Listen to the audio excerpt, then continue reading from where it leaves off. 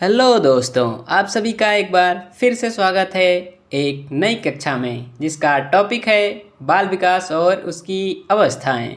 तो आज हम इसे एक ही कक्षा में कंप्लीट करेंगे। आप इस कक्षा को रिवीजन के तौर पे ले सकते हैं। तो आइए देखते हैं।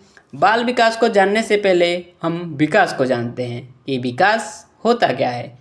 विकास को हम इस प्रकार ले सकते हैं कि यह एक बच्चे के जन्म के पूर्व यानी गर्भावस्था से और व्यक्ति के मृत्यु तक चलने वाली एक प्रक्रिया है जिसे विकास कहा जा सकता है। यानी कि जैसे शारीरिक विकास, मानसिक विकास, संवेगात्मक, सामाजिक विकास, अनेक सभी तरह के विकास के अंतर्गत आते हैं। तो परिवर्तनों की एक उत्तरोत्तर श्रृंखला जो गर्भावस्था से लेकर मृत्यु तक जारी रहती है विकास कहलाता है। यानी नवीन आदतों या क्षमताओं का जन्म लेना ही विकास है। जैसे बालक के अंदर नवीन आदतों या अलग अलग प्रकार की क्षमताओं का जैसे जैसे डेवलपमेंट होता है, यानी जैसे उसके अंदर आती हैं, यही विकास कहलाता है।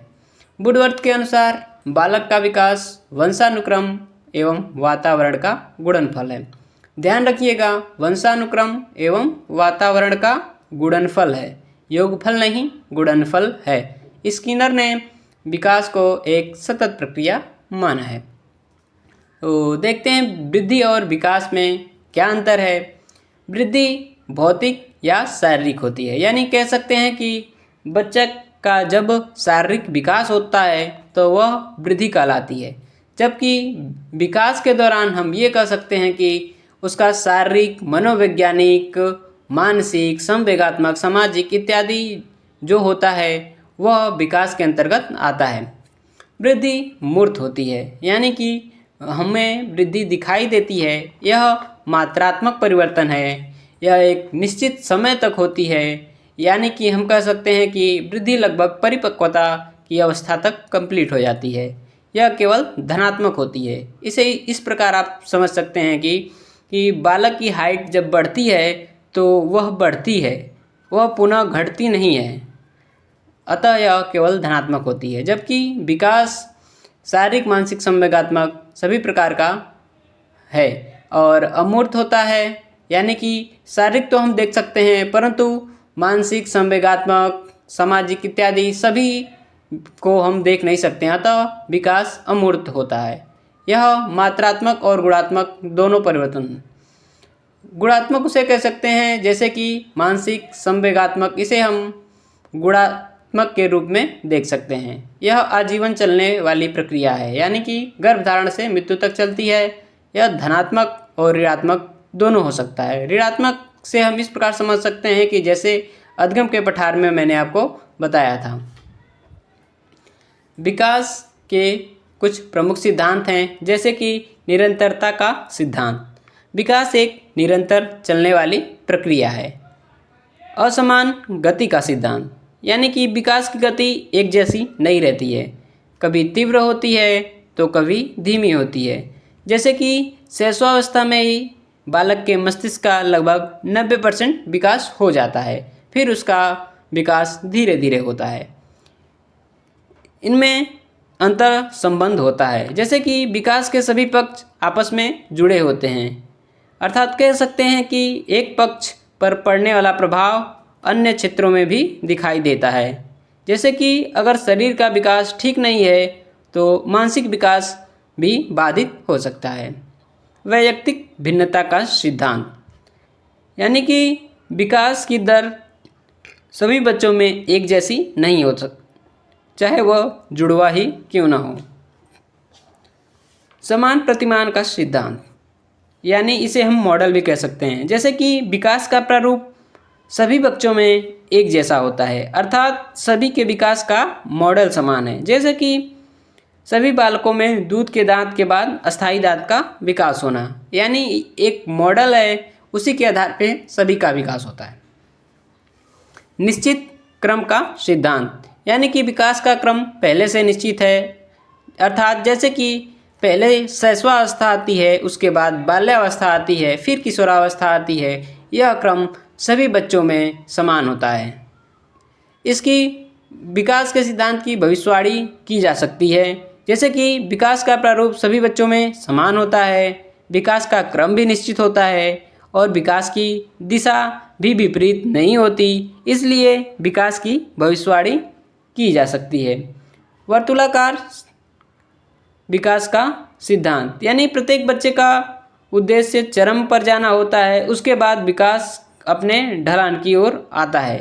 तो विकास वर्तुलाकार होता है, ध्यान रखिएगा।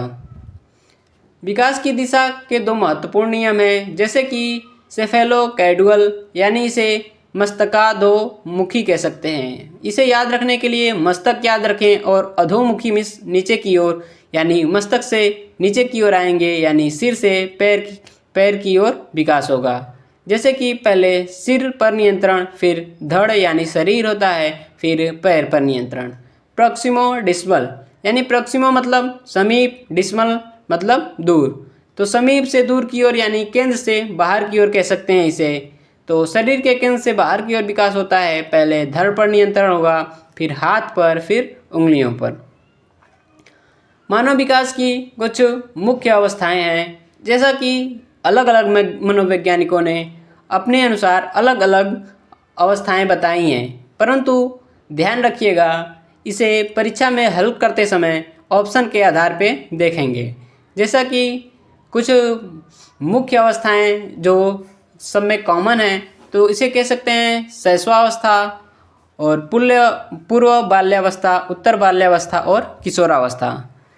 जैसा कि आप यह ध्यान रखेंगे कि पूर्व बाल्यावस्था को शैशवावस्था में काउंट किया जाता है। अगर प्रश्न में पूर्व बाल्यावस्था न दिया जाए और पूर्व बाल्यावस्था की कंडीशन आपको पता है, तो शैशवावस्था को ही उत्तर मानेंगे, और उत्तर बाल्यावस्था को बचपन या बाल्यावस्था की अवस्था कहा जाता है। यह आप नोट रखेंगे कि अगर पूर्व बाल्यावस्था या उत्तर बाल्यावस्था ऑप्शन में नहीं मिलते हैं, तो पूर्व बाल्यावस्था को हम शैशवावस्था में काउंट करेंगे और उत्तर बाल्यावस्था को बाल्यावस्था में। तो चलिए आगे बढ़ते हैं। शैशवावस्था, इसकी उम्र 0 से यानी जन्म से 2 वर्ष बताई गई है, और पूर्व बाल्यावस्था की उम्र 2 से 6 वर्ष, उत्तर बाल्यावस्था 6 से 12 वर्ष और किशोरावस्था की उम्र 12 से 18 वर्ष बताई गई है। आइए देखते हैं शैशवावस्था को। सीखने का आदर्श काल वैलेंटाइन ने इसे कहा है। ध्यान रखिएगा, यह परीक्षा में पूछा भी गया है और पूछा भी जा सकता है। सीखने का आदर्श काल किस अवस्था को कहा गया है? शैशवावस्था को। और किसने कहा है? तो वैलेंटाइन ने कहा है। इसके विशेषताएं जैसे कि स्वप्रेम, बच्चा खुद से प्रेम करता है, इसमें मूल प्रवृत्ति के अनुसार व्यवहार होते हैं, और जैसे कि ओडिपस और इलेक्ट्रा ग्रंथि आपने सुना होगा कि जो बालक होता है, यानी कि मेल बालक कह सकते हैं, और बालिका, तो बालक जो होता है वह अपनी माता से प्रेम करता है, जबकि बालिका पिता से प्रेम करती है। तो इसी के आधार पर जैसे ओडिपस ग्रंथि है तो बालक मातृ प्रेम और इलेक्ट्रा बालिका पितृ प्रेम। इसे याद रखेंगे, यह परीक्षाओं में पूछा जाता है। यानी कि ओडिपस बालक, और बालक किससे प्रेम करता है? माता से। इलेक्ट्रा मतलब बालिका, बालिका किससे? पिता से। इस अवस्था में सजीववाद होता है, एनिमिज्म, यानी कि बच्चे निर्जीव को सजीव समझने लगते हैं। इस अवस्था की विशेषता है कि शारीरिक और मानसिक विकास बहुत तेज होता है। जैसा कि मैंने आपको बताया कि लगभग 90% मानसिक विकास शैशवावस्था में हो जाता है। अनुकरण की प्रवृत्ति इसमें होती है। इंद्रिय आधारित अधिगम, मुख्य तौर पे इसमें अधिगम यानी शिक्षा कह सकते हैं, चाहे इसे इंद्रिय आधारित होता है। शिक्षा का स्वरूप कैसा होता है? खेल विधि द्वारा, और इसमें आदतों और संस्कारों की शिक्षा दी जाती है। दूसरी अवस्था है पूर्व बाल्यावस्था, जिसकी उम्र 2 से 6 वर्ष बताई गई है। इस अवस्था का कुछ उपनाम भी है जो कि आपको परीक्षाओं में देखने को मिलता है, जैसे पूर्व विद्यालय की अवस्था, यानी कि आपने NEP 2020 से पहले देखा था कि बालकों का एडमिशन 6 वर्ष के बाद होता था। तो यानी कि जब वो छः वर्ष के बाद विद्यालय में जाता था तो विद्यालय की अवस्था हो जाती थी। और अब उससे पहले भी होता है, यानी पूर्व विद्यालय की अवस्था। विद्यालय के पूर्व की अवस्था बाल्यावस्था, यानी पूर्व बाल्यावस्था। इसे खिलौने की आयु भी कहते हैं। ध्यान रखिएगा, खिलौनों की आयु पूर्व बाल्यावस्था को कहते हैं। और खेलने की आयु, खेलने और खिलौने में अंतर है।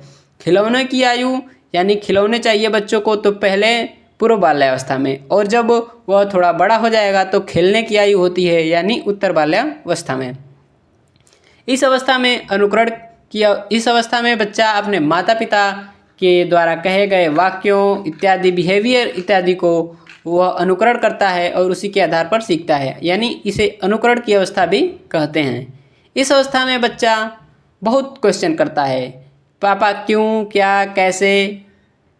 उसमें जिज्ञासा बहुत अधिक होती है। इसे प्रश्नों की आयु भी कहा गया है। बालक जिद्दी होता है। उसे कुछ अगर चाहिए तो वो बोलेगा मुझे चाहिए तो चाहिए, अभी चाहिए, कहीं से ला के दो, लेकिन अभी चाहिए। अतः माता पिता के दृष्टिकोण से इसे समस्या की अवस्था कहा गया है। जबकि ध्यान रखिएगा, अध्यापकों के दृष्टिकोण से इसे तैयारी की अवस्था कहा गया है। तैयारी की अवस्था इसलिए कहा गया है क्योंकि यह पूर्व बाल्यावस्था है, यानी यहाँ से अगर बच्चा तैयारी करता है तो वह विद्यालय जाएगा और अच्छी तरह से अधिगम करेगा। उत्तर बाल्यावस्था, इसके कुछ उपनाम हैं। टोली या गैंग अवस्था, यानी कि इस अवस्था में बच्चा ग्रुप बना के रहता है, बच्चों के साथ खेलता है, तो इसे खेलने की अवस्था भी कहते हैं। और जैसा कि मैंने बताया कि 6 वर्ष के बाद बच्चों का एडमिशन होता था, तो उस हिसाब से इसे विद्यालयी अवस्था भी कहते हैं। इसे गंदी अवस्था कहते हैं। गंदी अवस्था इसलिए क्योंकि यह बच्चे की खेलने की अवस्था है, और खेलने के कारण बच्चा गंदगी के साथ भी खेलेगा, तो अतः इसे गंदी अवस्था भी कहा गया है। इस अवस्था में बच्चों में संग्रह की प्रवृत्ति बहुत ज़्यादा होती है। जैसे बच्चे चीज़ों को इकट्ठा करते हैं, सहेजते हैं। जैसे कि कुछ बच्चे कंचे इकट्ठा करके रखते हैं, कुछ पैसे इकट्ठा करते हैं, टिकट इकट्ठा करते हैं। इसमें आत्मनिर्भरता की भावना का विकास होता है। यानी कि रॉस ने जैसे ही बताया है कि बालक स्वयं को बड़ा समझने लगता है जबकि वह परिपक्व नहीं होता है, तो इसे मिथ्या परिपक्वता भी कहते हैं। ध्यान रखिएगा, मिथ्या परिपक्वता किस अवस्था में है? उत्तर बाल्यावस्था, या इसे बाल्यावस्था भी कह सकते हैं। और कहा किसने है? रॉस ने। इसे जीवन का स्वर्णिम काल भी कहा गया है। अब देखते हैं किशोरावस्था। इसकी उम्र 12 से 18 वर्ष बताई गई है। इसे तनाव, तूफान एवं संघर्ष की अवस्था कहा गया है। और कहा किसने है? स्टैनले हॉल ने। यह मोस्ट इम्पॉर्टेंट प्रश्न है, यह बार बार परीक्षाओं में पूछा गया है। तनाव, तूफान और संघर्ष की अवस्था किसे कहते हैं? तो किशोरावस्था को कहते हैं। और कहा किसने है? तो स्टैनले हॉल ने कहा है। इसमें शारीरिक और मानसिक विकास लगभग पूर्ण हो जाता है। बालक अपनी पहचान बनाने को लेकर चिंतित रहता है, यानी वह चाहता है कि लोग मुझे मेरी पहचान की वजह से जाने, ना कि मेरे घर वाले, मेरे बड़े भाई, मेरे पापा। तो वह अपनी पहचान बनाने को लेकर चिंतित रहता है। इसमें भावनात्मक अस्थिरता होती है, यानी कि वह इमोशनल रूप से इतना अस्थिर होता है कि वह अपने भावनाओं को समेट नहीं पाता है। जैसे कि उसे बहुत गुस्सा आना, किसी छोटी छोटी बातों पे वो लड़ाई करने के लिए आक्रोशित हो जाता है। जैसे कि इसे बताया गया है व्यवस्था के प्रति विद्रोह की भावना।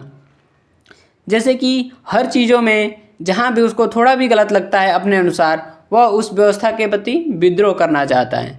इसे वीर पूजा या नायक पूजा भी कहा जाता है, क्योंकि वह अपनी पहचान बनाने को लेकर चिंतित रहता है, वह अपनी पहचान बनाना चाहता है। तो इसे वीर पूजा या नायक पूजा कहा गया है, क्योंकि वह खुद को एक नायक के रूप में देखता है। विषमलिंगी आकर्षण, जैसा कि इस अवस्था में बालक और बालिकाओं के बीच एक अलग तरह का आकर्षण होता है, जिसे विषमलिंगी आकर्षण कहा गया है। इसे आदर्शवाद की भावना भी कहा गया है। तो आइए देखते हैं परीक्षा के लिए महत्वपूर्ण उपनाम, यानी सीखने का आदर्श काल किस अवस्था को कहा गया है? तो शैशवावस्था को कहा गया है। शैशवावस्था की उम्र 0 से 2 वर्ष। खिलौनों की आयु या समस्या अवस्था, समस्या अवस्था किसने कहा है? माता पिता के अनुसार। और अध्यापकों के अनुसार तैयारी की अवस्था कहा गया है। तो खिलौने की अवस्था और समस्या अवस्था किसे कहा गया है? पूर्व बाल्यावस्था को, जिसकी उम्र 2 से 6 वर्ष। टोली अवस्था या मिथ्या अवस्था किसे? उत्तर बाल्यावस्था को। मिथ्या परिपक्वता किसने कहा है? रॉस ने कहा है। तनाव व तूफान की अवस्था किशोरावस्था को, और इसका नाम किसने दिया है? स्टेनले हॉल ने।